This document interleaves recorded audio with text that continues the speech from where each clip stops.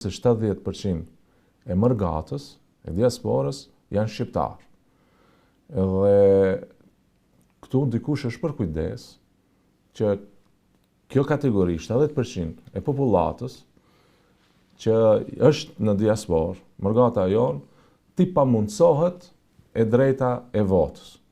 Ata ligjërisht kanë drejt të votojnë. Mirë po jo si në Kosovë, jo si në Shqipëri, jo si në Kroaci. Dhe në diasporës toni duhet mobilizohet, dhvije për zgjedhjet lokale, dhvije këtu, të thonë 2.000-3.000 kilometra për të ardhur për të dhënë një vot, ose për zgjedhjet parlamentare që votimi organizohet në përfaqësi diplomatike dhe konzullore, që Maqedonia nuk ka shumë përfaqësi diplomatike, dhe me thonë këtë drejtim çalon, dhe thjesht një drejt që nuk mund ta shfrytëzosh. Dhe kjo është me qëllim.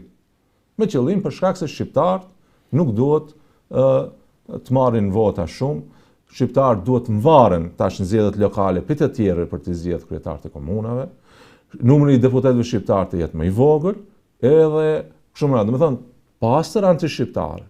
Po kjo që më pengon mu dhe të tjerët, se 20 vjet ne kemi pas një përfaqësues politik shqiptarëve, BDI-ja në qeveri, dhe kur nuk e ka ngrit këtë çështje.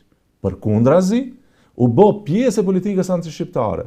Ju kujtohet në një moment, BDI-ja solli një kohë zgjedhor që ja mundson të VMRO-s të fiton 3 deputet në diasporë. Edhe i fitoi. I fitonte. 70% diaspora shqiptare, BDI-ja falte 3 deputet VMRO-s.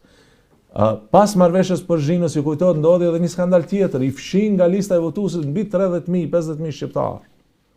Edhe sot, kur janë në opozit, përsëri nuk e ngritën këtë çështje. Ne shkum zgjedhje me kod zgjedhor të vjetër, për shkak se BDI-ja e pamundsoi sjelljen e kodit zgjedhor, se duhet konsenzus i gjerë dhe duhet shumicë dyfisht.